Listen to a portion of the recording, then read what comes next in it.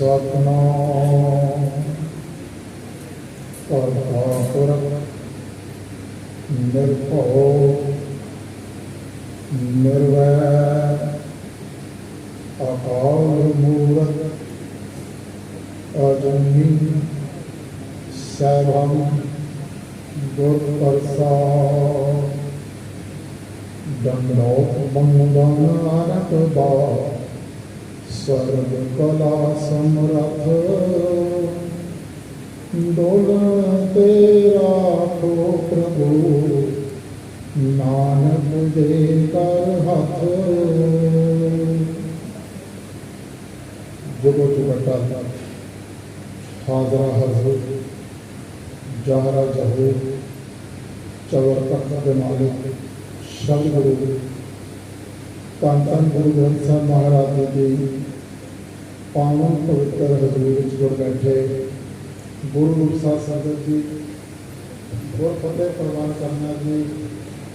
ਵਾਹਿਗੁਰੂ ਜੀ ਕਾ ਖਾਲਸਾ, ਵਾਹਿਗੁਰੂ ਜੀ ਕੀ ਫਤਿਹ।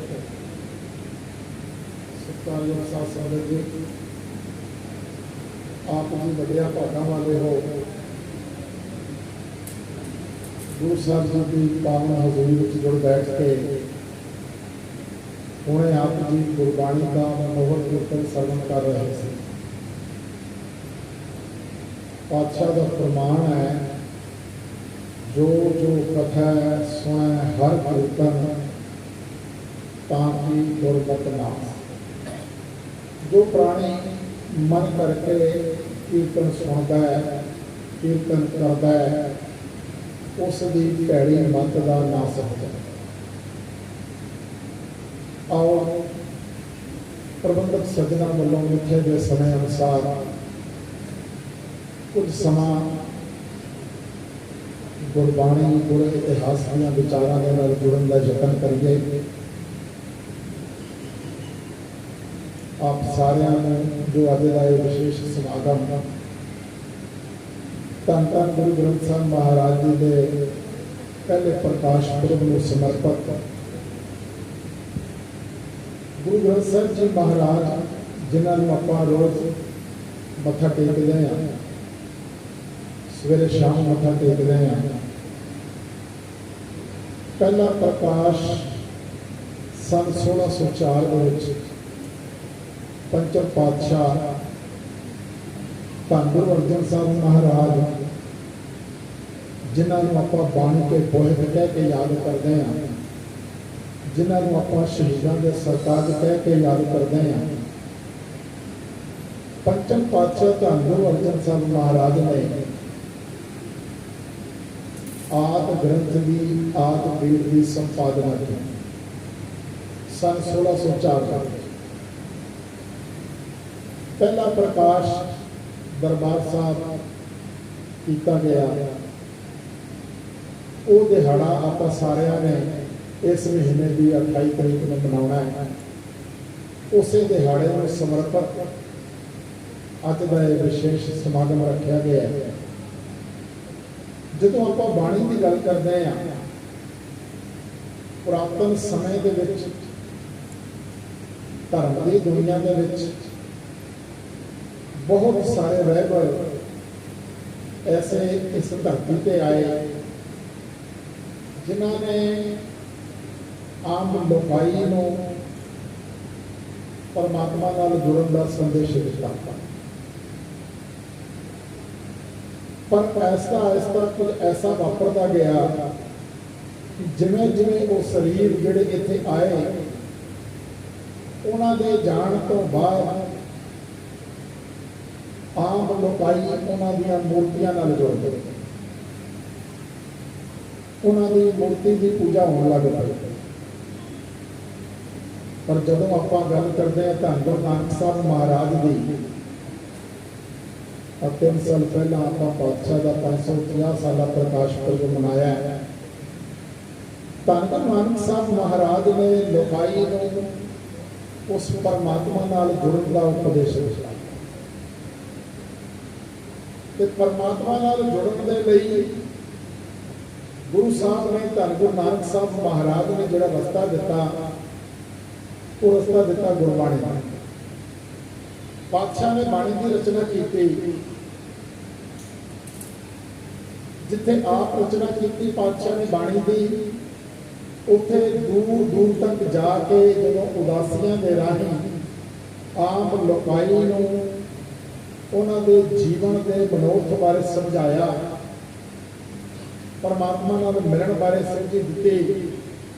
ਤੇ ਜਿੱਥੇ ਜਿੱਥੇ ਜਿਸ ਸ਼ਹਿਰ ਦੇ ਵਿੱਚ ਜਿਹੜੇ ਭਗਤ ਜਨ ਰਹਿੰਦੇ ਸਨ, ਜਿਨ੍ਹਾਂ ਦੀਆਂ ਰਚਨਾਵਾਂ ਪਾਤਸ਼ਾਹ ਨੂੰ ਮਿਲੀਆਂ, ਤੇ ਜਿਹੜੇ ਭਗਤ ਜਨਾਂ ਦੀਆਂ ਰਚਨਾਵਾਂ ਗੁਰਮਤਿ ਦੀ ਵਿਚਾਰਧਾਰਾ ਦੇ ਨਾਲ ਮੇਲ ਖਾਂਦੀਆਂ ਸਨ, ਪਾਤਸ਼ਾਹ ਨੇ ਸਾਰੀਆਂ ਰਚਨਾਵਾਂ ਇਕੱਤਰ ਕੀਤੀਆਂ।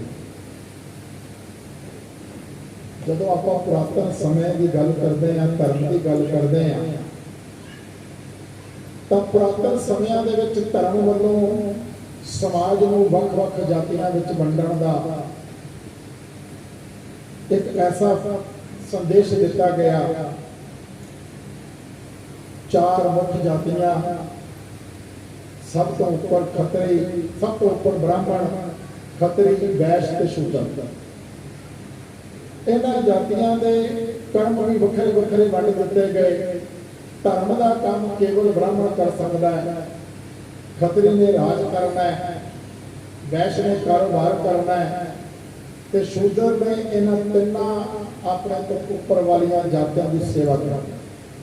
ਇਹਨਾਂ ਦੇ ਲਈ ਕੱਪੜੇ ਬਣਾਉਣੇ ਨੇ, ਇਹਨਾਂ ਦੇ ਲਈ ਜੁੱਤੀਆਂ ਬਣਾਉਣੀਆਂ ਨੇ, ਇਹਨਾਂ ਲਈ ਭਾਂਡੇ ਬਣਾਉਣੇ ਨੇ, ਹਰ ਤਰ੍ਹਾਂ ਦਾ ਇਹਨਾਂ ਦਾ ਕੰਮ ਕਰਨਾ। ਧਰਮ ਦੇ ਵਿੱਚ ਉਹਨਾਂ ਦੀ ਕੋਈ ਦਖਲ ਅੰਦਾਜ਼ੀ ਨਹੀਂ ਹੈ। ਜਿਹੜਾ ਛੋਟੀ ਜਾਤ ਸ਼ੂਦਰ ਦਾ ਹੈ, ਉਹ ਧਰਮ ਦਾ ਕੋਈ ਕੰਮ ਨਹੀਂ ਕਰ ਸਕਦਾ। ਪਰ ਪਾਤਸ਼ਾਹ ਨੇ, ਜਦੋਂ ਆਪਾਂ ਹੁਣ ਗੱਲ ਕਰ ਰਹੇ ਵੱਖਰੇ ਵੱਖਰੇ ਸ਼ਹਿਰਾਂ ਦੇ ਵਿੱਚ, ਜਿੱਥੇ ਉਹ ਲੋਕ ਜਿਹੜੇ ਜਾਤੀ ਦੇ ਤੌਰ ਤੇ ਸ਼ੂਦਰ ਮੰਨੇ ਜਾਂਦੇ ਸਨ, ਪਰ ਉਹ ਪਰਮਾਤਮਾ ਦੇ ਭਗਤ, ਉਹਨਾਂ ਦੀਆਂ ਰਚਨਾਵਾਂ ਨੂੰ ਇਕੱਤਰ ਕੀਤਾ, ਉਹਨਾਂ ਦੀਆਂ ਰਚਨਾਵਾਂ ਨੂੰ ਉਹ ਮਾਣ ਸਨਮਾਨ ਦਿੱਤਾ। ਜਦੋਂ ਆਪਾਂ ਅੱਜ ਗੱਲ ਕਰਦੇ ਹਾਂ ਤਾਂ ਗੁਰੂ ਗ੍ਰੰਥ ਸਾਹਿਬ ਮਹਾਰਾਜ ਜੀ ਦੀ ਆਪਾਂ ਹੁਣੇ ਗੱਲ ਕੀਤੀ, ਆਪਾਂ ਮੱਥਾ ਟੇਕਦੇ ਹਾਂ। ਜਿੱਥੇ ਗੁਰੂ ਸਾਹਿਬਾਨ ਦੀ ਬਾਣੀ ਦਰਜ ਹੈ, ਉੱਥੇ ਉਹਨਾਂ ਭਗਤ ਸਾਹਿਬਾਨ ਦੀ, ਜਿਨ੍ਹਾਂ ਨੂੰ ਛੋਟੀ ਜਾਤ ਦੇ ਸਮਝਿਆ ਗਿਆ, ਉਹਨਾਂ 15 ਭਗਤ ਸਾਹਿਬਾਨ ਦੇ ਵਿੱਚੋਂ ਜ਼ਿਆਦਾ ਭਗਤ ਸਾਹਿਬਾਨ ਅਖੌਤੀ ਤੌਰ ਤੇ ਛੋਟੀਆਂ ਜਾਤਾਂ ਨਾਲ ਸੰਬੰਧਿਤ ਹਨ। ਧੰਨ ਗੁਰੂ ਨਾਨਕ ਸਾਹਿਬ ਮਹਾਰਾਜ ਨੇ ਉਹਨਾਂ ਦੀ ਬਾਣੀ ਨੂੰ ਇਕੱਤਰ ਕੀਤਾ। ਜਿੱਥੇ ਪਾਤਸ਼ਾਹ ਨੇ ਆਪ ਬਾਣੀ ਦੀ ਰਚਨਾ ਕੀਤੀ, ਪਾਤਸ਼ਾਹ ਨੇ ਲੋਕਾਈ ਨੂੰ ਇਹ ਉਪਦੇਸ਼, ਇਹ ਸੰਦੇਸ਼ ਦਿੱਤਾ ਕਿ ਬਾਣੀ ਦੇ ਨਾਲ ਜੁੜਨਾ ਹੈ, ਸ਼ਬਦ ਦੇ ਨਾਲ ਜੁੜਨਾ ਹੈ। ਪਾਤਸ਼ਾਹ ਨੇ ਕਿਸੇ ਸਰੀਰ ਦੀ ਪੂਜਾ ਦਾ, ਕਿਸੇ ਕਿਸਮ ਦਾ ਕੋਈ ਐਸਾ ਉਪਦੇਸ਼ ਨਹੀਂ ਦਿੱਤਾ। ਇੱਕ ਘਟਨਾ ਦਾ ਜ਼ਿਕਰ ਇਤਿਹਾਸ ਵਿੱਚ ਮਿਲਦਾ ਹੈ। ਧੰਨ ਗੁਰੂ ਨਾਨਕ ਸਾਹਿਬ ਮਹਾਰਾਜ ਸੁਲਤਾਨਪੁਰ ਲੋਧੀ ਤੋਂ ਉਦਾਸੀਆਂ ਦੀ ਆਰੰਭਤਾ ਕਰਦੇ ਨੇ, ਤੇ ਜਦੋਂ ਉਦਾਸੀਆਂ ਦੀ ਸਮਾਪਤੀ ਕਰਦੇ ਨੇ ਤਾਂ ਕਰਤਾਰਪੁਰ ਸ਼ਹਿਰ ਵਿਖੇ ਪਾਤਸ਼ਾਹ ਲੰਬਾ ਸਮਾਂ ਬਤੀਤ ਕਰਦਾ। ਉਹ ਕਰਤਾਰਪੁਰ ਜਿਹੜਾ ਅੱਜ ਪਾਕਿਸਤਾਨ ਵਿੱਚ ਰਹਿ ਗਿਆ, ਤੁਸੀਂ ਤਸਵੀਰ ਵੀ ਲਗਾਈ ਕਰਤਾਰਪੁਰ ਸਾਹਿਬ। ਕਰਤਾਰਪੁਰ ਸਾਹਿਬ ਦੀ ਧਰਤੀ ਤੇ ਜਿੱਥੇ ਪਾਤਸ਼ਾਹ ਸੰਗਤਾਂ ਨੂੰ ਉਪਦੇਸ਼ ਦਿੰਦੇ ਨੇ, ਉੱਥੇ ਨਾਲ ਦੀ ਨਾਲ ਆਪ ਕਿਰਤ ਕਰਦੇ ਨੇ, ਖੇਤੀਬਾੜੀ ਕਰਕੇ ਪਾਤਸ਼ਾਹ ਕਿਰਤ ਕਰਤਾ ਉਪਦੇਸ਼ ਦੇ ਰਹੇ। ਜਦੋਂ ਆਪਾਂ ਧੰਨ ਗੁਰੂ ਨਾਨਕ ਸਾਹਿਬ ਮਹਾਰਾਜ ਦੇ 3 ਸੁਨਹਿਰੀ ਉਪਦੇਸ਼ਾਂ ਦੀ ਗੱਲ ਕਰਦੇ ਹਾਂ, ਤਾਂ ਸਭ ਤੋਂ ਪਹਿਲੀ ਗੱਲ ਪਾਤਸ਼ਾਹ ਕਿਰਤ ਕਰਨ ਦੀ ਕਰਦਾ। ਕਿਰਤ ਕਰੋ, ਨਾਮ ਜਪੋ, ਵੰਡ ਕੇ। ਪਾਤਸ਼ਾਹ ਨੇ ਸਭ ਕੁਝ ਆਪ ਕੀਤਾ, ਕਿਰਤ ਵੀ ਕੀਤੀ, ਨਾਮ ਜਪਿਆ ਵੀ ਹੈ ਤੇ ਜਪਾਇਆ ਵੀ ਹੈ, ਤੇ ਵੰਡ ਕੇ ਛਕਣ ਵਾਲੀ ਮਰਿਆਦਾ ਵੀ ਦਿੱਤੀ। ਪਾਤਸ਼ਾਹ ਉੱਥੇ ਜਿੱਥੇ ਖੇਤੀ ਕਰ ਰਹੇ ਨੇ, ਨਾਲ ਸੰਗਤਾਂ ਨੂੰ ਉਪਦੇਸ਼ ਦੇ ਰਹੇ। ਰੋਜ਼ਾਨਾ ਦੀਵਾਨ ਸਜਦੇ ਨੇ, ਸੰਗਤਾਂ ਆਉਂਦੀਆਂ ਨੇ, ਪਾਤਸ਼ਾਹ ਉਪਦੇਸ਼ ਦਿੰਦੇ ਨੇ, ਸੰਗਤਾਂ ਵਾਪਸ ਚਲੀਆਂ ਜਾਂਦੀਆਂ। ਇੱਕ ਦਿਨ ਐਸਾ ਆਇਆ ਕਿ ਪਾਤਸ਼ਾਹ ਇੱਕ ਅਲੱਗ ਤਰ੍ਹਾਂ ਦੇ ਪਹਿਰਾਵੇ ਦੇ ਵਿੱਚ ਉੱਥੇ ਆਏ। ਕੋਈ ਉਪਦੇਸ਼ ਨਹੀਂ, सब ਨੂੰ ਪਾਤਸ਼ਾਹ ਨੇ ਕਿ ਤੁਸੀਂ ਸਾਰੇ ਇੱਥੋਂ ਚਲੇ ਜਾਓ। ਕੁਛ ਹੈਰਾਨਗੀ ਵਾਲੀ ਗੱਲ ਵਾਪਰੀ। ਲੋਕ ਬੜੇ ਹੈਰਾਨ ਹੋਏ ਕਿ ਪਾਤਸ਼ਾਹ ਰੋਜ਼ ਆਉਂਦੇ ਨੇ, ਸਾਨੂੰ ਉਪਦੇਸ਼ ਦਿੰਦੇ ਨੇ, ਤੇ ਅੱਜ ਐਸਾ ਕੀ ਹੋ ਗਿਆ? ਪਾਤਸ਼ਾਹ ਸਭ ਨੂੰ ਜਾਣ ਲਈ ਕਹਿ ਰਹੇ ਨੇ, ਔਰ ਪਾਤਸ਼ਾਹ ਦੀ ਸ਼ਬਦਾਵਲੀ ਵੀ ਆਮ ਦਿਨਾਂ ਵਰਗੀ ਸ਼ਬਦਾਵਲੀ ਨਹੀਂ ਹੈ। ਬੜੀ ਹੈਰਾਨਗੀ ਹੈ। ਲੋਕ ਚਲੇ ਜਾਂਦੇ ਹਨ। ਉਸ ਤੋਂ ਅਗਲੇ ਦਿਨ ਫਿਰ ਸੰਗਤ ਜੁੜਦੀ ਹੈ। ਫਿਰ ਪਾਤਸ਼ਾਹ ਉਸੇ ਤਰ੍ਹਾਂ ਜਿਵੇਂ ਉਪਦੇਸ਼ ਦਿੰਦੇ ਨੇ ਰੋਜ਼, ਉਸੇ ਤਰ੍ਹਾਂ ਉਪਦੇਸ਼ ਦਿੰਦੇ ਨੇ। ਤੇ ਸਮਾਪਤੀ ਤੋਂ ਪਹਿਲਾਂ ਇੱਕ ਸਵਾਲ ਪੁੱਛਦੇ ਨੇ ਸੰਗਤ ਨੂੰ ਕਿ ਤੁਹਾਨੂੰ ਕੱਲ ਵਾਲਾ ਮੇਰਾ ਰੂਪ ਕੈਸਾ ਲੱਗਿਆ? ਇੱਕ ਗੁਰਸਿੱਖ ਉੱਠ ਕੇ ਕਹਿੰਦਾ ਹੈ ਕਿ ਪਾਤਸ਼ਾਹ ਜੋ ਕੱਲ ਆਪ ਦਾ ਰੂਪ ਸੀ ਉਹ ਬੜਾ ਹੈਰਾਨਗੀ ਵਾਲਾ। ਅਸੀਂ ਤਾਂ ਆਪ ਕੋਲੋਂ ਇੱਥੇ ਉਪਦੇਸ਼ ਸੁਣਨ ਆਉਂਦੇ ਹਾਂ, ਆਪ ਕੋਲੋਂ ਸਿੱਖਿਆ ਲੈਣ ਆਉਂਦੇ ਹਾਂ ਤਾਂ ਜੋ ਇਸ ਜੀਵਨ ਨੂੰ ਸਫਲ ਕੀਤਾ ਜਾ ਸਕੇ। ਪਰ ਕੱਲ ਵਾਲੀ ਗੱਲ ਕੋਈ ਸਮਝ ਨਹੀਂ ਆਈ। ਪਾਤਸ਼ਾਹ ਕਹਿੰਦੇ ਬਸ ਇਹੀ ਗੱਲ ਮੈਂ ਤੁਹਾਨੂੰ ਸਮਝਾਉਣੀ ਚਾਹੁੰਦਾ ਕਿ ਤੁਸੀਂ ਕੇਵਲ ਉਪਦੇਸ਼ ਤੱਕ ਜੁੜਨਾ ਹੈ, ਕੇਵਲ ਸਿੱਖਿਆ ਤੱਕ ਜੁੜਨਾ ਹੈ, ਮੇਰੇ ਸਰੀਰ ਨਾਲ ਨਹੀਂ ਜੁੜਨਾ। ਪਾਤਸ਼ਾਹ ਦਾ ਇਹ ਉਪਦੇਸ਼ ਹੈ ਧੰਨ ਗੁਰੂ ਨਾਨਕ ਸਾਹਿਬ ਮਹਾਰਾਜ ਦਾ ਕਿ ਸਰੀਰ ਨਾਲ ਨਹੀਂ ਜੁੜਨਾ। ਹੁਣ ਇਹ ਉਪਦੇਸ਼ ਦਿੱਤਾ ਹੈ ਪਾਤਸ਼ਾਹ ਨੇ, ਤੇ ਨਾਲ ਇਹ ਵੀ ਦੱਸ ਦਿੱਤਾ ਕਿ ਜੁੜਨਾ ਕਿਸ ਦੇ ਨਾਲ? ਜੁੜਨਾ ਸ਼ਬਦ ਦੇ ਨਾਲ ਹੈ, ਜੁੜਨਾ ਬਾਣੀ ਦੇ ਨਾਲ ਹੈ। ਤੇ ਪਾਤਸ਼ਾਹ ਨੇ ਸਾਨੂੰ ਬਾਣੀ ਦਿੱਤੀ। ਪਾਤਸ਼ਾਹ ਉਦਾਸੀਆਂ ਦੇ ਰਾਹੀਂ ਦੂਰ ਦੂਰ ਤੱਕ ਗਏ ਨੇ। ਸੁਮੇਰ ਪਰਬਤ, ਜਿਹਨੂੰ ਅੱਜ ਦਾ ਕੈਲਾਸ਼ ਪਰਬਤ ਕਿਹਾ ਜਾਂਦਾ ਹੈ, ਉੱਥੇ ਤੱਕ ਪਹੁੰਚੇ ਨੇ ਪਾਤਸ਼ਾਹ। ਉੱਥੇ ਉਹ ਲੋਕ ਰਹਿੰਦੇ ਨੇ ਜਿਨ੍ਹਾਂ ਨੇ ਬੜੀਆਂ ਘਾਲਣਾ ਘਾਲੀਆਂ ਨੇ, ਆਪਣੇ ਆਪ ਨੂੰ ਸਿੱਧ ਅਖਵਾਉਂਦੇ ਨੇ, ਯੋਗੀ ਅਖਵਾਉਂਦੇ ਨੇ, ਕਰਾਮਾਤਾਂ ਦੇ ਨਾਲ ਆਪਣੀਆਂ ਉਮਰਾਂ ਨੂੰ ਵੱਡੇ ਕੀਤਾ ਹੈ। ਉਹ ਪਾਤਸ਼ਾਹ ਨੂੰ ਉੱਥੇ ਪਹੁੰਚਿਆ ਵੇਖ ਕੇ ਬੜੇ ਹੈਰਾਨ ਹੋਏ ਕਿ ਤੁਸੀਂ ਇੱਥੇ ਕਿਵੇਂ ਆ ਗਏ? ਬੜੇ ਸਾਰੇ ਸਵਾਲ ਜਵਾਬ ਹੁੰਦੇ ਨੇ ਪਾਤਸ਼ਾਹ ਦੇ ਨਾਲ ਉਹਨਾਂ ਦੇ। ਉਹ ਸਾਰੇ ਸਵਾਲ ਜਵਾਬ ਧੰਨ ਗੁਰੂ ਗ੍ਰੰਥ ਸਾਹਿਬ ਜੀ ਮਹਾਰਾਜ ਵਿੱਚ ਮੌਜੂਦ ਨੇ। ਸਿੱਧ ਗੋਸ਼ਟੀ ਦੀ ਬਾਣੀ ਵਿੱਚ ਸਿੱਧਾਂ ਦੇ ਨਾਲ ਪਾਤਸ਼ਾਹ ਦੀ ਗੋਸ਼ਟੀ ਹੋਈ ਹੈ। ਕੇਵਲ ਉਸੇ ਸਥਾਨ ਤੇ ਨਹੀਂ, ਨਾਨਕ ਮਤਾ ਦੇ ਸਥਾਨ ਤੇ, ਅਚਲ ਬਟਾਲਾ ਦੇ ਸਥਾਨ ਤੇ।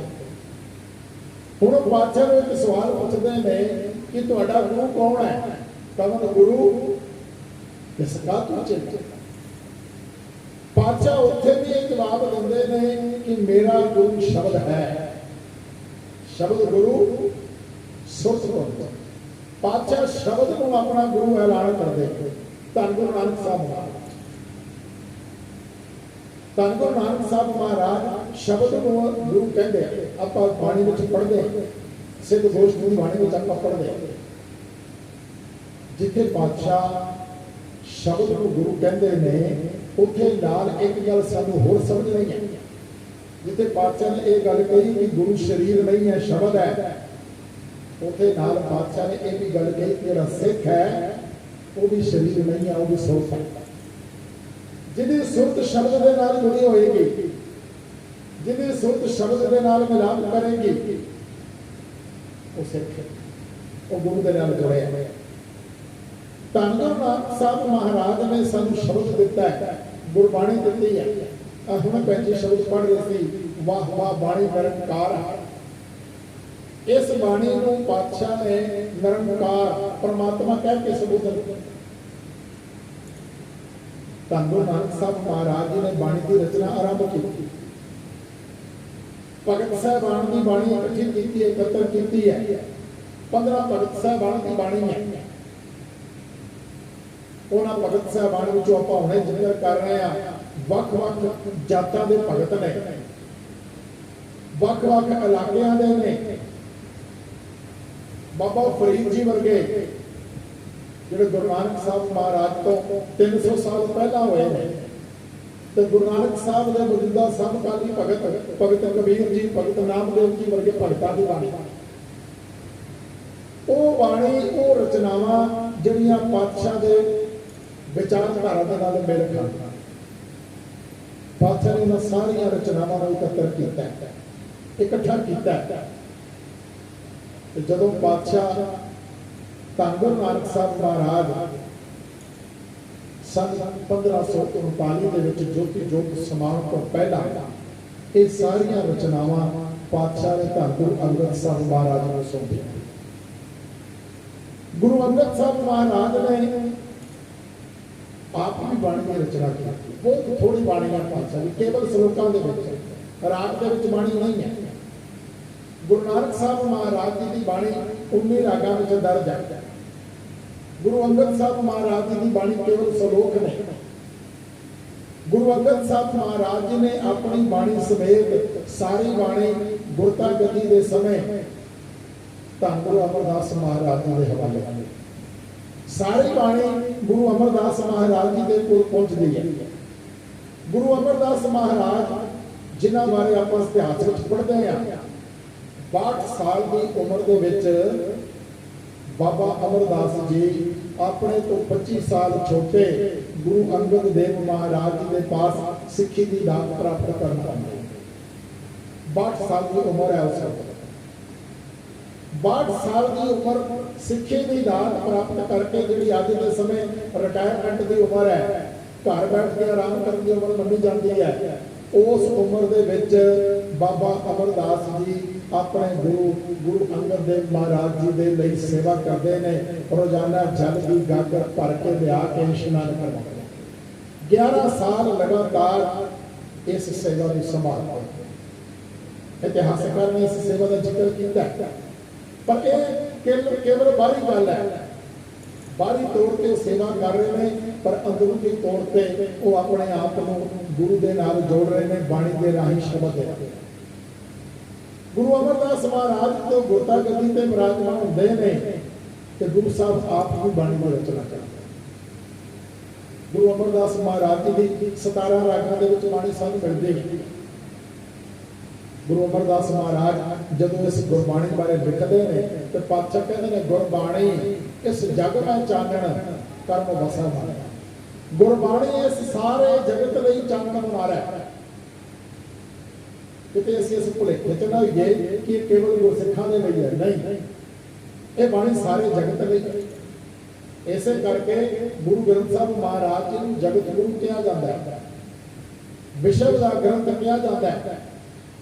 बड़े सारे होर ग्रंथ ने, बड़े सत्कारत ग्रंथ ने, बड़े सत्कारयोग ग्रंथ ने, पर केवल ते केवल गुरु ग्रंथ साहब महाराज एक तो एक ऐसे ग्रंथ ने जिन्होंने गुरु का दर्जा मिला।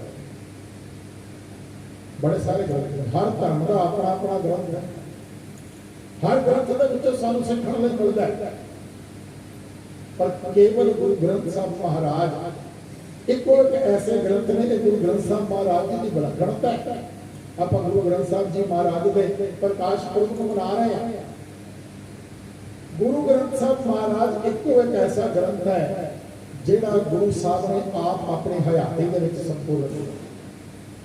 बाकी जिन्ने भी धर्म ग्रंथ ने वो उस धर्म के बानियां तो बाद लिखे गए, उन्होंने लफ्ज़ों को इकट्ठा किया गया, लिखा गया, पर गुरु ग्रंथ साहब महाराज जी की रचना गुरु साहिबान ने आप, गुरु अमरदास महाराज जी ने भी बाणी रची है।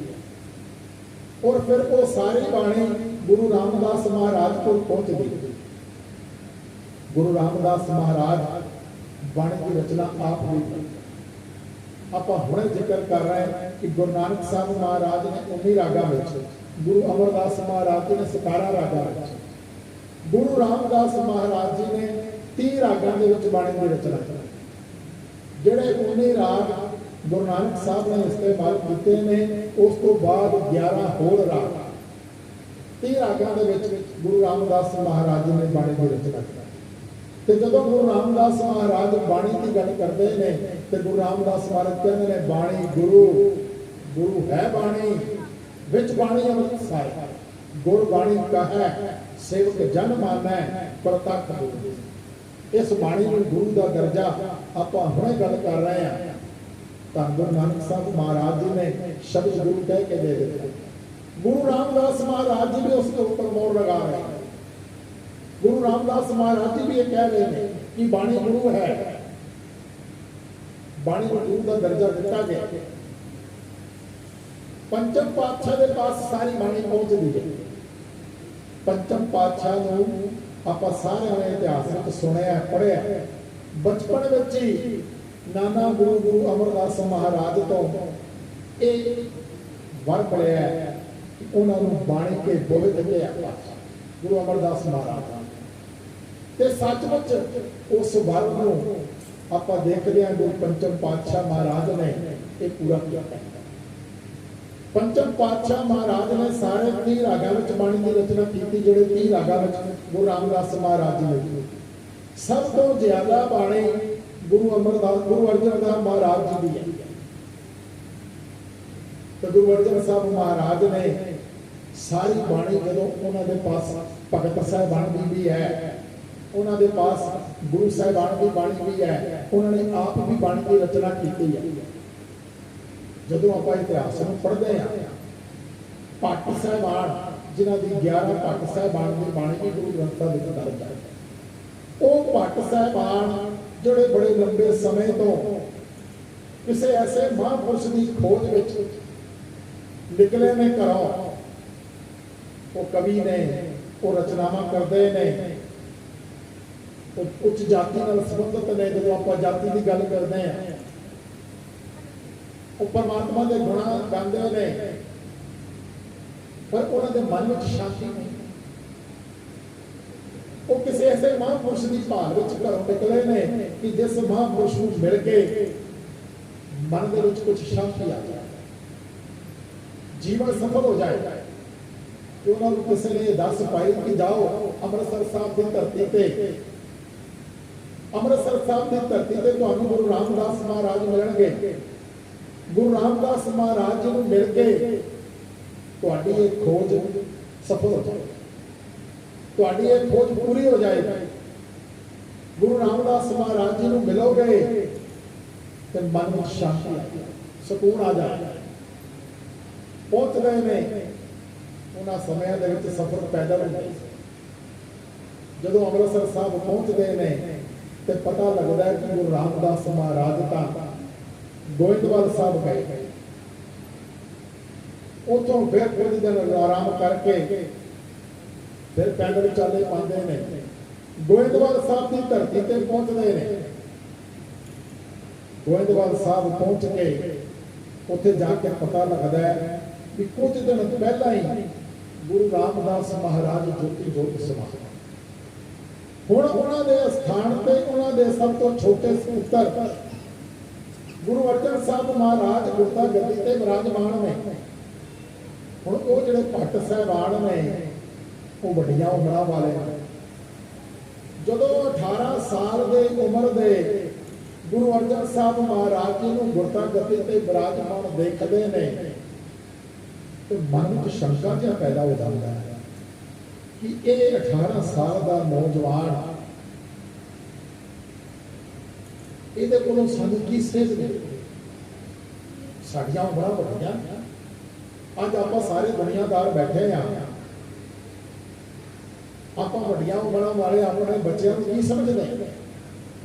ਜੇ ਕੋਈ ਬੱਚਾ ਕਿਤੇ ਸਿਆਣੀ ਗੱਲ ਕਰ ਵੀ ਦੇਵੇ ਤੇ ਆਪਾਂ ਕਹਿੰਦੇ ਤੂੰ ਰਹਿਣ ਦੇ, मेरा तजर्बा मैं दसदा है तेन कुछ नहीं पता अज आप गल आम तौर पर कह देंगे। इसे तरह का ख्याल भट्ट साहिबान के मन में भी आया कि ये 18 साल का नौजवान सानू की सेहत बचे। कुछ दिन रुकते हैं, पंचम पातशाह के जीवन को बड़ी नेड़ों देखते हैं, मन में बड़ी तसल्ली पर उत्थे रहते हैं। पंचम पातशाह का जीवन बड़ी सादगी में है। केवल 18 साल की उम्र है जो गुरता गद्दी से विराजमान हुए हैं।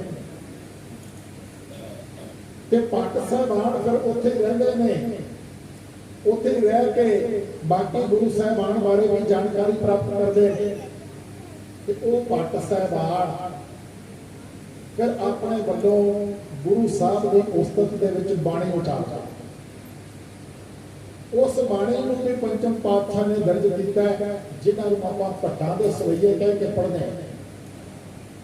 जदों आपां समाप्ति तो बाद हुक्मनामा लैने आ आप आम तौर पर पढ़ते हैं, सो कहो टल गुर सेवी है ऐनस सहज सुभाए, दर्शन परसी है गुरु कै जन्म मरण दुख। ये भट्ट टल जी का उच्चारण किया सवाई जो गुरु अमृत साहब महाराज जी की सिफत विच है। जदों आपां पढ़ते हैं एक अरदास भाट कीरत की गुरु रामदास रख शरणाई, ये कीरत भट्ट जी का सवैया है जो गुरु रामदास महाराज जी की उस्तित विच तत् विचार यह नकरा जग तारण को अवतार बनायो, जपयो जिन अर्जन देव गुरु फिर संकट जौन गर्भ आया। ये भट्ट पथरा जी गुरु अर्जन साहब महाराज जी की वडियाई कर रहे हैं। ये भट्टां दे सवैये ने, इन्हां दे विच पहले पंज पातशाह दी, पहले पंज गुरु साहिबान की उस्तत की है भट्ट साहिबान। कुल 123 सवैये ने, इन्हां दे विच भट्ट साहिबान गुरु साहब की उस्तति करते हैं। ये उस्तति गुरु साहब दर्ज कर देंगे। जदों आपां इतिहास नूं पढ़ीए, गुरु अमरदास महाराज जदों ज्योति जोत समान लगते हैं, ज्योति जोत समान तो पहला पातशाह अपने सारे परिवार को इकट्ठा करते, सारे परिवार को इकट्ठा करके उसे पातशाह उपदेश देते। वो सारा उपदेश गुरु अमरदास महाराज जी का, गुरु अमरदास महाराज जी के पड़पोतरे बाबा सुंदर जी लिखते। वो बाणी सद बाणी के सिरलेख हेठ गुरु ग्रंथ साहब जी में दर्ज है। जदों आप किसी मृतक के संबंध में पाठ का भोग पाने उस तो बाद उस बाणी को आम तौर पर पढ़िया जाए। उस साडे अंतिम समय की मर्यादा का जिक्र किया पातशाह। मत मैं पिछे कोई रोग सी सो मैं मूल ना पाया, गुरु अमरदास महाराज जी के इन्होंने बचनों को बाबा सुंदर जी ने लिखे। इस बाणी को भी बाबा सुंदर जी की इस रचना को भी गुरु ग्रंथ साहब में स्थान मिले। दो गुरसिख ने पंचम पातशाह के समय भाई सत्ता जी ते भाई बलवंत जी, वो गुरु घर के कीर्तनीय ने, कीर्तन करते हैं, बड़ा मान सत्कार गुरु घर दे विच। दोनों भरा ने, उन्होंने एक दे बच्ची की शादी है, आनंद कारज का समा आने वाला है। पातशाह को बेनती करते हैं कि सानू कुछ माया चाहिए है। पातशाह एक दिन नियत करते हैं कि इस वाले दिहाड़े जिन्नी माया होगी वो सारी तुहाडी। अज वांग नहीं कि इन्ने पैसे लेने, इस दिहाड़े जिन्नी माया हुई तुहाडी, अचनचेत उस दिन कोई माया घट नाराज हो गए, नाराज होकर घर बैठ गए, कीर्तन करने नहीं आए। पातशाह ने भाई गुरदास जी को भेजे। भाई गुरदास जी की गल भी नहीं मनी। बाबा बुढ़ा जी गए, बाबा बुढ़ा जी की गल भी ठुकरा दी। इतिहास में इत्थे तक लिखे है कि पंचम पातशाह आप भी चल गए। इस तो बाद पातशाह आप भी गए, पर उन्होंने इन्नी हौमे भर गई, उन्होंने ऐ लगे भी जिवें साडे तो बिना कुछ होना ही नहीं। असीं गुरु घर बैठ के कीर्तन करते हैं, तां तो संगतां आउंदियां ने, तां तो सिख जुड़ते हैं। जे असीं कीर्तन नहीं करांगे तो गुरु कोल कौन आएगा? गुरु साहब ने भी इनकार कर दिता होगा। पातशाह ने यह कह दिया कि हुण इन्हां दे नाल कोई वरतेगा, कोई इन्हां दी सिफारिश लैके भी नहीं आएगा। इतिहास में इतने तक सख्त शब्द इतिहासकारों ने लिखे ने। पातशाह कहते जे कोई आएगा उसका भी मुंह काला होगा। हुण कोई उन्हां दे नाल किवें चलेगा? थोड़े दिनों बाद ही उन्होंने अपनी गलती का एहसास होया। जदों गुरु घर दे विच गुरु साहब ने गुरसिखां नूं आम कीर्तन लई तैयार किया, पातशाह आप बड़ा अच्छा कीर्तन करते थे। अज तक तंती साजां की आपां गल सुनते हैं कि अज तक साडियां कमेटियां तंती साज दे लई बड़ा यतन कर रही ने, पर पुराने समय में आपां जदों तंती साजां की गल करते हैं, पंचम पातशाह आप बड़ा अच्छा सरंगा बजाते सन, कीर्तन करते सन। हुण जदों वो घर बैठ गए, हुण कोई उन्होंने पुछदा नहीं, हुण वो पछता रहे। तो फिर जाके बेनती करते हैं कुछ गुरसिखां नूं भी सानू माफ़ी दवाओ। हुण कोई भी तैयार नहीं हुंदा कि माफ़ी किवें दवाईए जब गुरु साहब का हुक्म है भी कोई इन्हां दी सिफारिश नहीं करेगा। अखीर ते लाहौर के रहने वाले भाई लद्दा जी, जिन्होंने भाई लद्दा जी परोपकारी कह के इतिहास में लिखा मिलता है, वो भाई लद्दा जी इन्ने परोपकारी ने, किसी ने इन्होंने कहा कि तुसीं आप भाई लद्दा जी को जाओ, भाई लद्दा जी तुहाडे ते उपकार करनगे, भाई लद्दा जी तुहानूं माफ़ी दवा देणगे। भाई लद्दा जी को चले गए। भाई लद्दा जी ने उन्होंने गल सुनी। हुण भाई लद्दा जी को यह भी पता जो गुरु साहब ने हुक्म किया है, पर परोपकार भी करना है, इन्हों का काम भी बनाना है। भाई लद्दा जी अपने मुँह पे आप ही काल कला कर इन्हों की सिफारिश लैके पातशाह के कोल पहुंचे। उत्थे इन्हों दोनों भरावां वालों गुरु साहब की सिफत दे विच एक वार की रचना की। जो आप गुरु ग्रंथ साहब महाराज जी की बाणी में पढ़ते हैं, कुल 22 वारा ने, 22 वारा विचों 21 वारा गुरु साहिबान दियां ने। एक वार भाई सत्ता बलवंड जी दी है। जब उस वार के सिरलेख को आप पढ़ांगे उत्ते लिखे रामकली की वार भाई सत्ता बलवंड आखी। कई गुरु साहब के सामने उचार लिख के नहीं लिखी, उन्होंने अपना माफीनामा गुरु साहब के अगे बोलिया, आख्या वो 8 पौड़ियां दे विच गुरु साहिबान की सिफत भाई सत्ता बलवंड जी ने की, तो गुरु साहब ने उसनूं भी गुरु ग्रंथ साहिब विच दर्ज किया। जो आप पढ़ते हैं ना, जोत ओहा जुगत साए सहकाया फेर पलटी है, ये भाई सत्ता बलवंड। तन तन रामदास गुर जिन सिरिया तिने सवारिया, ये भाई सत्ता बलवंड। गुरु साहब की सिफत करते हैं। हुण कुल जो आप गल करते हैं, 5 गुरु साहिबान की बाणी इकट्ठर हो गई है पंचम पातशाह के पास।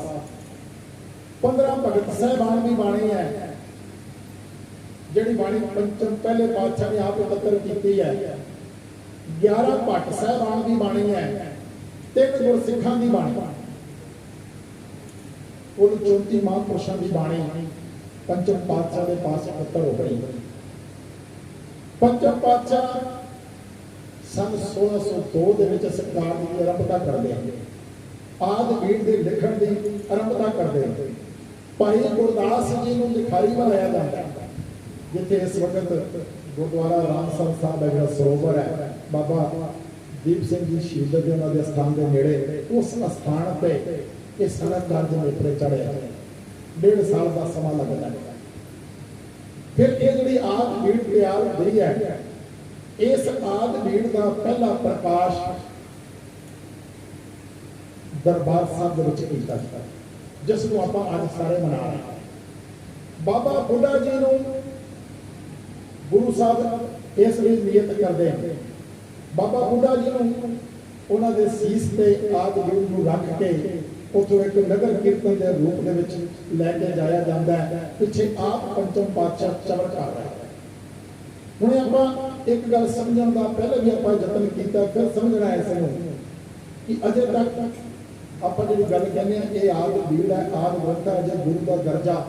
पर जो आप पहले इतिहासिक प्रमाण पढ़े ने, गुरु नानक साहब ने, गुरु रामदास महाराज ने इस बाणी में गुरु का दर्जा दिया, पर अजय गुरु साहब आप मौजूद नहीं।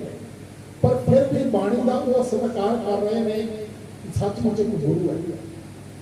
पंचम पातशाह आप उस भीड़ के ऊपर चवर करते हुए दरबार साहब पहुंच गए। पहला प्रकाश किया जाता है, बाबा बुढ़ा जी ने कहा जाता है, बड़ा साहब खोलो ग्रंथ, लिखो आवाज, सुने सब पंथ। तो बाबा बुढ़ा जी जो प्रकाश करते हैं, आवाजा लेंदे हैं, जिन्होंने आप अज हुक्मनामा कहते हैं, जिन्होंने आप अज वाक कहते हैं।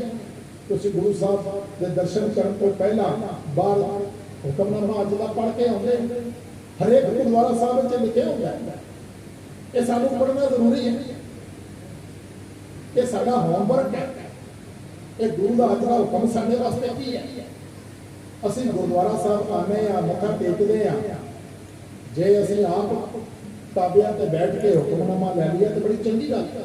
ਪਰ ਜੇ ਤੇ ਨਹੀਂ ਲੈ ਸਕਦੇ ਤੇ ਬਾਹਰ ਅੱਜ ਦਾ ਹਰ ਅਸਥਾਨ ਦੇ ਵਿੱਚ ਹੁਕਮਨਾਮਾ ਲਿਖਿਆ ਮਿਲਦਾ ਹੈ, ਅਸੀਂ ਉਸ ਹੁਕਮਨਾਮੇ ਨੂੰ ਪੜ੍ਹੀਏ। ਅੱਜ ਤਾਂ ਸਾਡੇ ਕੋਲ ਬੜੇ ਸਾਰੇ ਸਾਧਨ ਨੇ, ਸਾਡੇ ਕੋਲ ਫਟਾਫਟ ਇੱਕ ਮਿੰਟ ਵਿੱਚ ਉਹਦੇ ਅਰਥ ਵੀ ਆ ਜਾਂਦੇ ਨੇ। ਉਹਨੂੰ ਪੜ੍ਹੀਏ, ਉਹਨੂੰ ਵਿਚਾਰੀਏ, ਉਹਨੂੰ ਸਮਝਣ ਦਾ ਯਤਨ ਕਰੀਏ। ਗੁਰੂ ਸਾਹਿਬ ਦਾ ਹੁਕਮਨਾਮਾ, ਪਹਿਲਾ ਹੁਕਮਨਾਮਾ ਬਾਬਾ ਬੁੱਢਾ ਜੀ ਨੇ ਲਿਆ। ਜਦੋਂ ਗੁਰੂ ਸਾਹਿਬ ਕਹਿੰਦੇ ਨੇ ਵੇਖੋ ਆਵਾਜ਼ ਸੁਣੈ ਸਭ ਪੰਥ, ਤੇ ਬਾਬਾ ਬੁੱਢਾ ਜੀ ਹੁਕਮਨਾਮਾ ਲੈਂਦੇ। ਸੂਹੀ ਰਾਗ ਦੇ ਵਿੱਚ ਪੰਚਮ ਪਾਤਸ਼ਾਹ ਦਾ ਪ੍ਰਮਾਣ ਹੈ, ਸੰਤਾਂ ਤੇ ਕਾਰਜ ਆਪ ਖਲੋਇਆ ਹਰ, ਕੰਮ ਕਰਾਵਣ ਆਇਆ। ਇਹ ਹੁਕਮਨਾਮਾ ਪਹਿਲਾ ਆਇਆ। ਹੁਣ ਸ਼ਾਮ ਦਾ ਸਮਾਂ ਹੋ ਗਿਆ, ਸੁਖਾਸਨ ਕਰਨਾ ਹੈ। ਬਾਬਾ ਬੁੱਢਾ ਜੀ ਪੁੱਛਦੇ ਨੇ ਪਾਤਸ਼ਾਹ ਇਸ ਆਦ ਭੀੜ ਨੂੰ ਹੁਣ ਰਾਤ ਨੂੰ ਕਿੱਥੇ ਟਿਕਾਉਣਾ, ਕਿਸ ਅਸਥਾਨ ਤੇ ਵਿਸ਼ਰਾਮ ਕਰਨਾ। ਤੇ ਸਤਿਗੁਰੂ ਅਰਜਨ ਸਾਹਿਬ ਮਹਾਰਾਜ ਜਿਸ ਪਲੰਗ ਤੇ ਆਪ ਸੌਂਦੇ ਨੇ, ਉਸ ਪਲੰਗ ਦੇ ਉੱਪਰ ਆਦ ਭੀੜ ਦਾ ਸੁਖਾਸਨ ਕਰਵਾਉਂਦੇ ਨੇ ਰਾਤ ਵਾਸਤੇ। ਹੁਣ ਬਾਬਾ ਬੁੱਢਾ ਜੀ ਫਿਰ ਪੁੱਛਦੇ ਨੇ ਕਿ ਪਾਤਸ਼ਾਹ ਆਪ ਕਿੱਥੇ ਆਰਾਮ ਕਰੋਗੇ?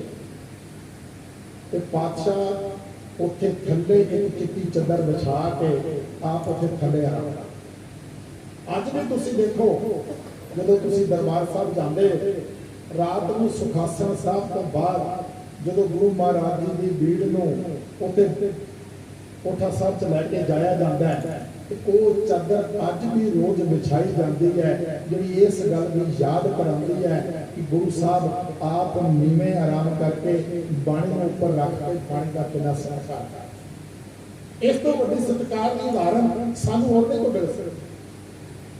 ਪੰਚਮ ਪਾਤਸ਼ਾਹ ਆਪ ਨੀਵੇਂ ਆਰਾਮ ਕਰ ਰਹੇ। ਇਸੇ ਤਰ੍ਹਾਂ ਰੋਜ਼ ਦੀ ਇੱਕ ਮਰਿਆਦਾ ਹੈ। ਗੁਰੂ ਗ੍ਰੰਥ ਸਾਹਿਬ ਮਹਾਰਾਜ ਜੀ ਦਾ ਪਹਿਲਾ ਪ੍ਰਕਾਸ਼ ਹੋਇਆ ਹੈ, ਹੁਕਮਨਾਮਾ ਲਿਆ ਗਿਆ ਹੈ। ਹੁਣ ਇਹ ਪ੍ਰਕਾਸ਼ ਰੋਜ਼ ਹੋ ਰਿਹਾ, ਸੰਗਤਾਂ ਰੋਜ਼ ਉੱਥੇ ਆਉਂਦੀਆਂ, ਕੀਰਤਨ ਕੀਤੇ ਜਾਂਦੇ ਨੇ। ਅੱਜ ਤੱਕ ਉਹ ਮਰਿਆਦਾ ਚੱਲ ਰਹੀ ਹੈ। ਜਦੋਂ ਸਵੇਰੇ ਪ੍ਰਕਾਸ਼ ਹੁੰਦਾ ਹੈ ਤੇ ਉੱਥੇ ਭੱਟਾਂ ਦੇ ਸਵਈਏ ਜਿਹੜੇ ਗੁਰੂ ਮਹਾਰਾਜ ਜੀ ਦੀ ਸਿਫਤ ਵਿੱਚ ਗਾਏ ਲਿਖੇ ਨੇ, ਉਹ ਸਵਈਏ ਪੜ੍ਹੇ ਜਾਂਦੇ ਆ, ਬੇਨਤੀ ਰੂਪ ਵਿੱਚ ਪੜ੍ਹੇ ਜਾਂਦੇ ਨੇ। ਗੁਰੂ ਸਾਹਿਬ ਜੀ ਅੱਗੇ ਬੇਨਤੀ ਕਰਕੇ ਪਾਤਸ਼ਾਹ ਦੇ ਦਰਸ਼ਨਾਂ ਦੀ ਮੰਗ ਕੀਤੀ ਜਾਂਦੀ ਹੈ, ਅਭਿਲਾਸ਼ਾ ਕੀਤੀ ਜਾਂਦੀ ਹੈ। ਗੁਰੂ ਸਾਹਿਬ ਕਿਰਪਾ ਕਰਦੇ। ਜਦੋਂ ਆਪਾਂ ਗੁਰੂ ਸਾਹਿਬ ਜੀ ਦੀ ਬਾਣੀ ਦਾ ਆਪਾਂ ਹੁਣ ਇੱਕ ਪ੍ਰਕਾਸ਼ ਦੇ ਇਤਿਹਾਸ ਦੀ ਗੱਲ ਕੀਤੀ, ਜਿਵੇਂ ਮੈਨੂੰ ਹੁਕਮ ਹੋਇਆ ਕਿ ਆਪਾਂ ਇਤਿਹਾਸਕ ਵਿਚਾਰਾਂ ਦੇ ਨਾਲ ਸਾਂਝ ਪਾਣੀ। ਹੁਣ ਜਦੋਂ ਆਪਾਂ ਗੁਰੂ ਗ੍ਰੰਥ ਸਾਹਿਬ ਜੀ ਦੀ ਅੱਗੇ ਦੀ ਗੱਲ ਕਰਦੇ ਹਾਂ, ਸੰਨ 1604 ਦੇ ਵਿੱਚ ਪਹਿਲਾ ਪ੍ਰਕਾਸ਼ ਕੀਤਾ ਪਾਤਸ਼ਾਹ। ਉਸ ਵਕਤ ਤੱਕ ਕੁੱਲ 30 ਰਾਗ ਨੇ ਤੇ 34 ਮਹਾਂਪੁਰਸ਼ਾਂ ਦੀ ਬਾਣੀ। ਸੰਨ 1706 ਦੇ ਵਿੱਚ ਦਮਦਮਾ ਸਾਹਿਬ ਦੇ ਸਥਾਨ ਤੇ ਦਸਮ ਪਾਤਸ਼ਾਹ ਧੰਨ ਗੁਰੂ ਗੋਬਿੰਦ ਸਿੰਘ ਜੀ ਮਹਾਰਾਜ ਇਸ ਦੇ ਵਿੱਚ ਗੁਰੂ ਤੇਗ ਬਹਾਦਰ ਸਾਹਿਬ ਮਹਾਰਾਜ ਜੀ ਦੀ ਬਾਣੀ ਨੂੰ ਸ਼ਾਮਿਲ ਕਰ। ਗੁਰੂ ਤੇਗ ਬਹਾਦਰ ਸਾਹਿਬ ਮਹਾਰਾਜ ਜੀ ਦੇ 59 ਸ਼ਬਦ ਨੇ 15 ਰਾਗਾਂ ਦੇ ਵਿੱਚ ਤੇ 57 ਸ਼ਲੋਕ ਨੇ। ਜਦੋਂ ਆਪਾਂ ਸਹਿਜ ਪਾਠ ਜਾਂ ਅਖੰਡ ਪਾਠ ਸਾਹਿਬ ਦੀ ਸਮਾਪਤੀ ਕਰਦੇ ਹਾਂ ਤੇ ਆਪਾਂ ਆਮ ਤੌਰ ਤੇ ਕਹਿੰਦੇ ਕਿ ਹੁਣ ਨੌਵੇਂ ਮਹੱਲੇ ਦੇ ਸ਼ਲੋਕ ਪੜ੍ਹੇ ਜਾਣਗੇ। ਇਹਨਾਂ ਨੂੰ ਭੋਗਾਂ ਦੇ ਸ਼ਲੋਕ ਵੀ ਕਹਿ ਦਿੱਤਾ ਜਾਂਦਾ ਹੈ। ਇਹ ਗੁਰੂ ਤੇਗ ਬਹਾਦਰ ਸਾਹਿਬ ਮਹਾਰਾਜ ਜੀ ਦੇ ਉਚਾਰਨ ਕੀਤੇ, ਇਹ ਦਸਮ ਪਾਤਸ਼ਾਹ ਵੱਲੋਂ ਦਰਜ ਕੀਤੇ ਗਏ ਨੇ। ਤੇ ਇਸ ਤੋਂ ਬਾਅਦ ਇਸ ਨੂੰ ਦਮਦਮੀ ਬੀੜ ਕਿਹਾ ਜਾਂਦਾ। ਪਹਿਲੇ ਆਦ ਬੀੜ ਕਿਹਾ ਜਾਂਦਾ ਸੀ, ਇਸ ਤੋਂ ਬਾਅਦ ਦਮਦਮੀ ਬੀੜ ਕਿਹਾ ਜਾਣ ਲੱਗ ਪਿਆ। ਤੇ ਜਦੋਂ 1708 ਦੇ ਵਿੱਚ ਨਾਂਦੇੜ ਸਾਹਿਬ ਦੇ ਪਵਿੱਤਰ ਧਰਤੀ ਤੇ ਦਸਮ ਪਾਤਸ਼ਾਹ ਗੁਰੂ ਗੋਬਿੰਦ ਸਿੰਘ ਜੀ ਮਹਾਰਾਜ ਜੋਤੀ ਜੋਤ ਸਮਾਉਣ ਤੋਂ ਪਹਿਲਾਂ ਇਸ ਦਮਦਮੀ ਬੀੜ ਨੂੰ ਗੁਰਤਾ ਗੱਦੀ ਦੇ ਕੇ ਬਕਾਇਦਾ ਗੁਰੂ ਗ੍ਰੰਥ ਸਾਹਿਬ ਐਲਾਨ ਆਗਿਆ ਭਈ ਅਕਾਲ ਕੀ ਤਬੈ ਚਲਾਇਓ ਪੰਥ ਸਭ ਸਿੱਖਣ ਕੋ ਹੁਕਮ ਹੈ ਗੁਰੂ ਮਾਨਿਆ। ਆਪਾਂ ਰੋਜ਼ ਪੜ੍ਹਦੇ ਦਸਮ ਪਾਤਸ਼ਾਹ ਗੁਰੂ ਗੋਬਿੰਦ ਸਿੰਘ ਜੀ ਮਹਾਰਾਜ ਨੇ ਧੰਨ ਗੁਰੂ ਨਾਨਕ ਸਾਹਿਬ ਮਹਾਰਾਜ ਦੇ ਉਸ ਹੁਕਮ ਨੂੰ, ਜਿਹਦੇ ਵਿੱਚ ਪਾਤਸ਼ਾਹ ਗੁਰੂ ਨੂੰ ਸ਼ਬਦ ਕਹਿ ਰਹੇ ਨੇ, ਜਿੱਥੇ ਗੁਰੂ ਰਾਮਦਾਸ ਮਹਾਰਾਜ ਬਾਣੀ ਕਹਿ ਰਹੇ, ਬਾਣੀ ਗੁਰੂ ਗੁਰੂ ਹੈ ਬਾਣੀ, ਇਸ ਸ਼ਬਦ ਨੂੰ, ਇਸ ਬਾਣੀ ਨੂੰ ਪੱਕੇ ਤੌਰ ਤੇ ਹਮੇਸ਼ਾ ਦੇ ਲਈ ਆਪਾਂ ਪੜ੍ਹਦੇ ਆ। ਇਸ ਗੁਰੂ ਗ੍ਰੰਥ ਸਾਹਿਬ ਚ कि ये गुरु ग्रंथ साहब महाराज जागृत, ये गुरु महाराज हमेशा कायम रहने वाला। शरीर आंदा है, शरीर चला जाता है, पर शब्द हमेशा कायम रहने वाला। पातशाह ने सानू शब्द नाल जोड़े, गुरु महाराज जी ने सानू शब्द नाल जोड़े है, ते दसम पातशाह ने उस शब्द नूं पक्के तौर पे गुरु ऐलान कर दिता ते साडे लिए हुक्म कर दिता है कि असीं गुरु ग्रंथ साहब नूं ही गुरु मनना है, होर कोई गुरु। सब सिखां को हुक्म है गुरु माने ग्रंथ, ते अज तक सिख गुरु ग्रंथ साहब नूं गुरु मनदे हैं। गुरु ग्रंथ साहब जी नूं गुरु मनना बड़ा सौखा जिहा काम है। असीं रोज़ आने हैं, मत्था टेकदे हैं। मत्था टेकण दा मतलब की है कि असीं गुरु दे हर हुक्म नूं मनण लई तैयार हां। मत्था टेकण दा भाव यही है, गुरु दे अगे मत्था टेकना, मत्था सिर नूं झुका के टेकना। साडी सारी सोच साडे सिर दे विच, दिमाग दे विच, अपनी सोच नूं, अपनी मत नूं गुरु दे अगे अर्पण कर देना। गुरु दे अगे अर्पण कर देना कि मेरी कोई मत नहीं, गुरु की मत के नाल जुड़। आप पढ़ते हैं सुखमनी साहब की बाणी में, गुर की मत तू लेके आने भगत गणा बहुत। गुरु की मत को प्राप्त करना है, गुरु की मत को प्राप्त करके अपने जीवन को उस अनुसार चलाना। मत्था टेकण का भाव यही है, गुरु की मत के नाल असीं अपने आप को जोड़ना है। गुरु को मनदे हां, पर एक चीज का ध्यान रखिए अपने आप की झाती मार के कि गुरु दी भी मनते हैं। गुरु नूं मनना ते गुरु दी मनना ये दो अलग अलग गल्लां हैं। गुरु नूं मनना बड़ा सौखा है, कह देने हैं गुरु ग्रंथ साहब साडे गुरु ने, असीं गुरु साहब दे सिख हां, बड़ा सौखा कहना, पर बड़ा औखा है जो गुरु दी मनण वाली गल है। धन गुरु अमरदास महाराज जी की बाणी नूं रोज पढ़दे हां ग्रंथ साहब दे विच। गुरु अमरदास महाराज कहते हैं जे को सिख गुरु सिर की सन्मुख होवे तो सन्मुख सिख कोई। हुण जिहड़ा गुरु के सन्मुख है उहनूं पातशाह सिख कह रहा है। ਉਹਦੇ वास्ते लफज कह रहे कि जो गुरु के सन्मुख है भाव जिहड़ा सब कुछ गुरु के अनुसार अपना जीवन चला रहा है। एक सन्मुख है जिन्होंने आप गुरमुख भी कह देंगे, जिहड़ा मुख गुरु वाले पासे, ते दूजा कौन है जिहड़ा मनमुख है, जिहड़ा अपने मन में करता है। वो गुरु वाले पासे कदे आए। ते तीजा वो है जिहड़ा गुरु को रोज आउंदा है पर गुरु की गल नहीं मनदा, उहनूं पातशाह बेमुख कहता है। जे तो गुर ते बेमुख होवे, एक पौड़ी दे विच पातशाह कहंदे ने जे तो सिख गुरु सिर दी सन्मुख हो, उत्थे सिख लफज वरतिया पातशाह ने। जिहड़े सन्मुख ने ते जिहड़े बेमुख हो गए ने उन्हां वास्ते पातशाह सिख लफज नहीं इस्तेमाल, उन्हां नूं पातशाह सिख नहीं प्रवान करदा। ਇਹ ਗੱਲ ਵੱਖਰੀ है कि ਅਸੀਂ अपने आप ਨੂੰ सिख ਕਹਿੰਦੇ ਹਾਂ, ਅਸੀਂ अपने आप ਨੂੰ ਇਹ ਕਹਿੰਦੇ कि मैं बड़ा बड़ा सिख हाँ। मुबारक है, सिख बनना बड़ी वड्डी गल है। ਆਪਾਂ ਹੁਣੇ ਗੱਲ ਕੀਤੀ ਆਰੰਭਤਾ ਦੇ ਵਿੱਚ कि जिथे गुरु साहब कहते हैं शब्द गुरु है उत्थे सुरती सिख, जिस सिख की सुरती गुरु के नाल जोड़ गई, जिन्हें अपने आप को बाणी के नाल जोड़ लिया, जिन्हें हृदय में बाणी को टिका लिया, उन्हें प्राप्त बाणी के नाल जुड़ना। केवल बाणी पढ़ना नहीं, आप सारे बाणी बड़ी पढ़ते हैं, आज बड़ी बाणी पढ़ी जा रही है, बड़ी मुबारक की गल है। बाणी पढ़ना साडा पहला कदम है। बाणी को पढ़ना, बाणी को सुनना, बाणी को गाना मुबारक है। एक कर्म बहुत हो रहा है, एक एक स्थान से बड़ा कुछ वापर गया, बड़ा कुछ हो रहा है। बड़े सारे कीर्तन दरबार, बड़े विशेष समागम बड़े हो रहे हैं। बाणी पढ़ी जा रही है, बाणी सुनी जा रही है, बाणी गाई जा रही है, पर जी अगे की गल है बाणी के विचार के नाल जुड़न वाली, उत्थे असीं बहुत घट रह जाते हैं। बाणी को पढ़ भी रहे हैं, सुन भी रहे हैं, गा भी,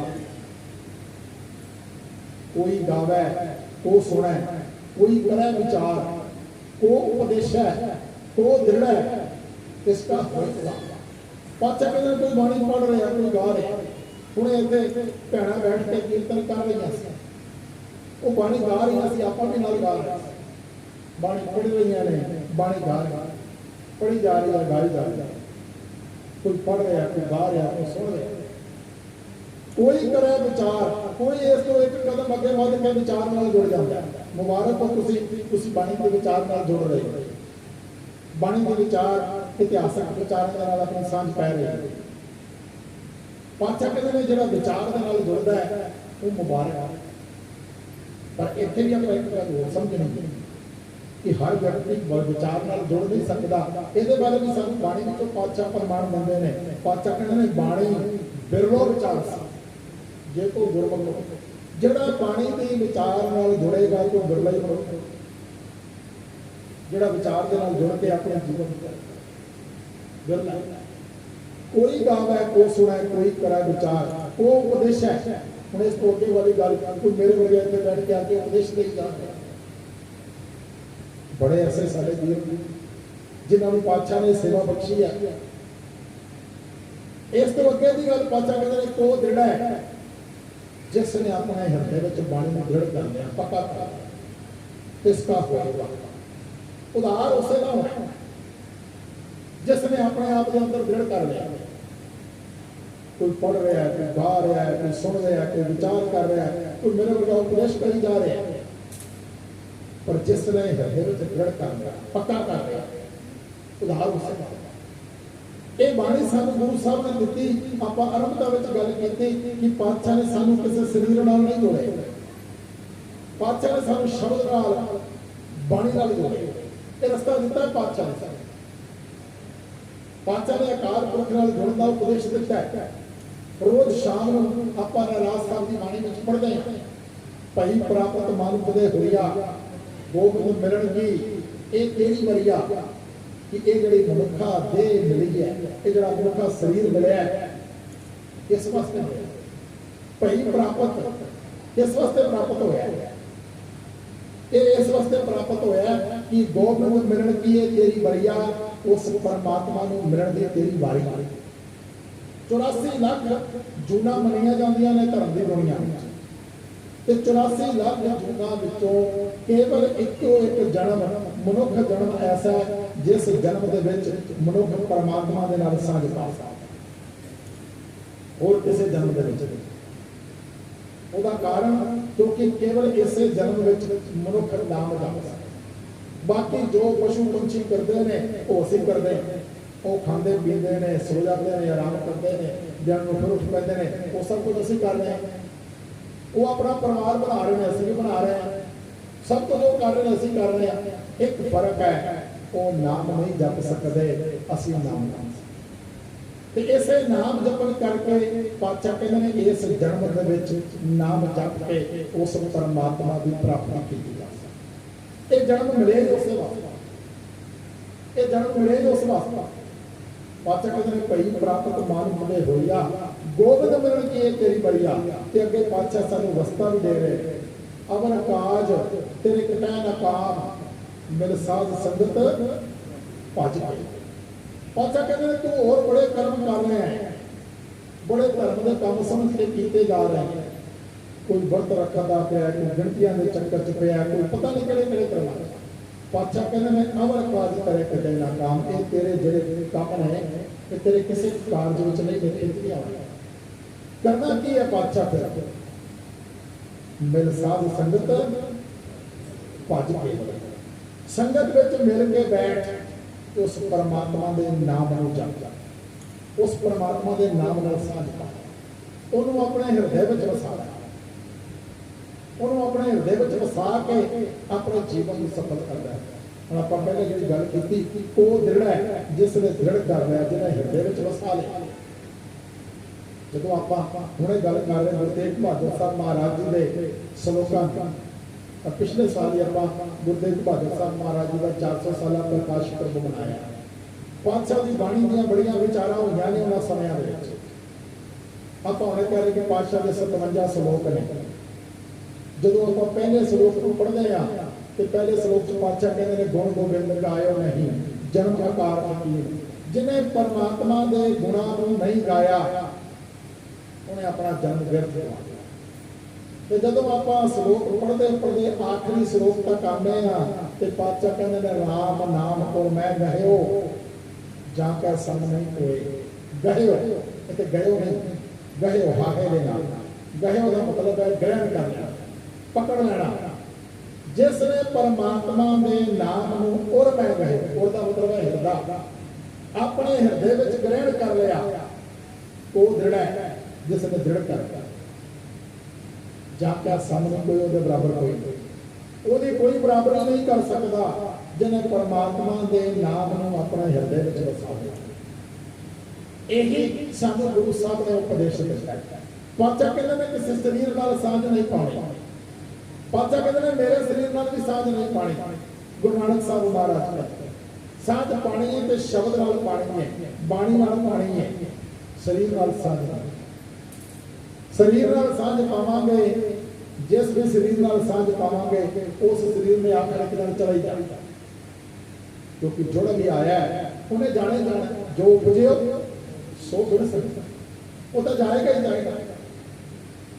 ਮਰਨ ਲਿਖਾਏ ਮੰਡਲ ਮੈਂ ਆਏ, ਜਦੋਂ ਵੀ ਅਸੀਂ ਜੀਵਨ ਮੰਡਲ ਵਿੱਚ ਪ੍ਰਵੇਸ਼ ਹੋਇਆ ਮੌਤ ਦਾ ਸਮਾਂ ਨਾਲ ਹੀ ਤੈਅ ਹੋ ਗਿਆ।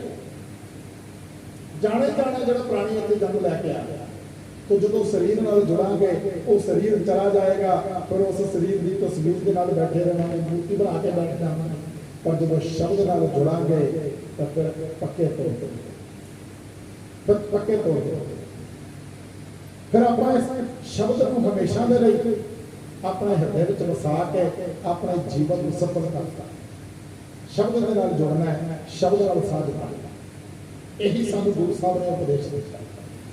ਜਦੋਂ ਵੀ ਆਪਾਂ ਗੱਲ ਕਰਦੇ ਆ ਕਿਸੇ ਸਰੀਰ ਨਾਲ ਜੁੜਨ ਦਾ ਪਾਤਸ਼ਾਹ ਸਾਨੂੰ ਕੋਈ ਉਪਦੇਸ਼ ਨਹੀਂ, ਕੇਵਲ ਤੇ ਕੇਵਲ ਸ਼ਬਦ ਦੀ ਗੱਲ ਹੈ। ਤਾਂ ਹੀ ਜਦੋਂ ਆਪਾਂ ਗੁਰੂ ਨਾਨਕ ਸਾਹਿਬ ਤੋਂ ਆਰੰਭ ਕਰਦੇ ਆ, ਗੁਰੂ ਨਾਨਕ ਸਾਹਿਬ ਦੇ ਇਤਿਹਾਸ ਨੂੰ ਪੜ੍ਹੀਏ, ਗੁਰੂ ਸਾਹਿਬ ਨੇ ਸ਼ਬਦ ਦੇ ਨਾਲ ਜੁੜਨ ਦਾ ਉਪਰਾਲਾ ਦਿੱਤਾ। ਉਸੇ ਉਪਦੇਸ਼ ਨੂੰ ਬਾਕੀ ਗੁਰੂ ਸਾਹਿਬਾਨ ਨੇ ਦ੍ਰਿੜ ਕਰਵਾਇਆ। ਪੰਚਮ ਪਾਤਸ਼ਾਹ ਨੇ ਆਦਿ ਬੀੜ ਦੀ ਸੰਪਾਦਨਾ ਕੀਤੀ। एक कमाल की गल क्योंकि समा भी होया पिया समाप्ति का, आपां गल जदों इतिहास पढ़ते हैं पातशाह इस बाणी नूं रच के इस बाणी दे नाल सानूं जोड़दे ने ते किते भी ये गल नहीं कहते कि ये बाणी पातशाह कहते हैं कि मैं रची। पातशाह कहते हैं धुर की बाणी आई। इस बाणी नूं पातशाह अकाल पुरख की बाणी कह के संबोधन करते पे, जैसे मैं आवा फसल की बाणी तैसड़ा करी ज्ञान में। इस बाणी में सच्ची बाणी, अमृत बाणी, ये बाणी कह के संबोधन करता। पातशाह ने सानू बाणी नाल जोड़न दा ये जिहड़ा उपदेश दिता है, आप सारे बड़े पहाड़ वाले बाणी दे नाल सांझ पा रहे हो, संगत विच मिल बैठ के गुरबाणी दे नाल सांझ पा के अपने जीवन को आपां सफल करना। यही उपदेश, यही संदेश सानू गुरु साहिबान ने। ਅਸੀਂ इस बाणी में जो पढ़ते हैं, सब तो पहला जो पातशाह ने बाणी में दर्ज किया वो मूल मंत्र दर्ज किया। उस मूल मंत्र में पातशाह ने परमात्मा के गुणों का जिक्र किया। जिस परमात्मा नाल सानू पातशाह ने जोड़ना है, जिस परमात्मा नाल जुड़न लिए सानू जन्म मिलिया है, उस परमात्मा के गुणों का जिक्र किया। पातशाह कहते हैं एक ओंकार, वो परमात्मा केवल एक है। ओम शब्द बड़े लंबे समय तो धर्म की दुनिया के परमात्मा के लिए इस्तेमाल किया जाता है। जब आप ओम शब्द को थोड़ा जहा आराम नाल पढ़िए, ओम ये 3 अखर बन जाते हैं, ऊड़ा ऐड़ा ते मम्मा। ओम ते विद्वान सजना ने इन्हां 3 अखरां तो 3 देवते बना। ओम ऊड़े नाल उत्पत्ति करने वाला ब्रह्मा जी, ऐड़ा अखर आहार देने वाला, पालना पोषण करने वाला विष्णु जी, मम्मा अखर मौत देने वाला शिव जी। सनातन मत में गल प्रमाणित है कि ब्रह्मा जी पैदा करने वाले ने, विष्णु जी पालना पोषण करने वाले ने, शिव जी मौत देने वाले हैं।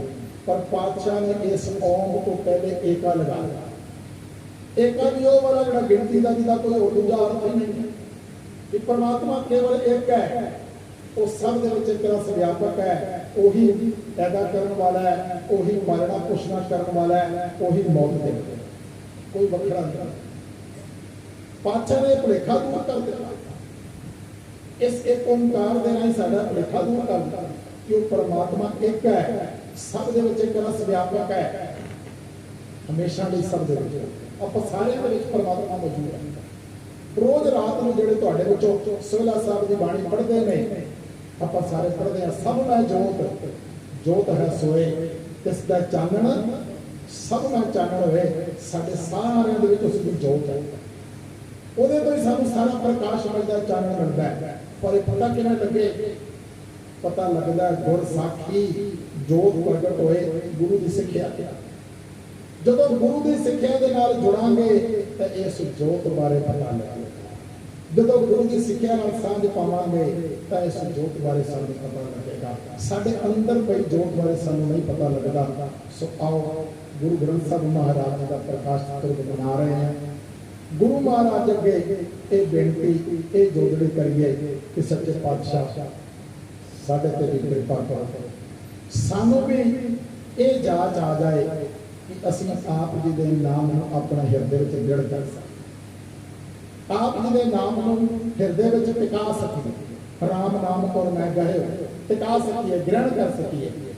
सच जाने जिस दिन पातशाह ने साडी ये अरदास बेनती जोड़नी कबूल कर ली, हो जाएंगे साढ़े सारियां दे ये लोग सुखीए और लोग सवेरे नानक घर प्रभ अपने मेले वाली दात सानू सब नूं प्राप्त हो जाएगी जी। अकाल पुरख शुक्र सतगुर सच्चे पातशाह धन धन गुरु ग्रंथ साहिब जी महाराज जी का, जिन्हां दी कृपा सदका अज आप संतां दे सामने गुर शब्द गुर इतिहास के विचार के नाल जुड़न का मौका मिलिया। इतों के प्रबंधक सजना का प्रधान साहब गुरशरण सिंह जी, बाकी सारे प्रबंधकों का बहुत बहुत धन्यवाद।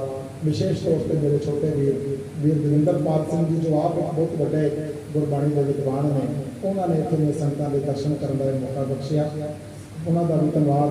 सारिया संगतां का बहुत बहुत धन्यवाद। वाहिगुरू जी का खालसा वाहिगुरू जी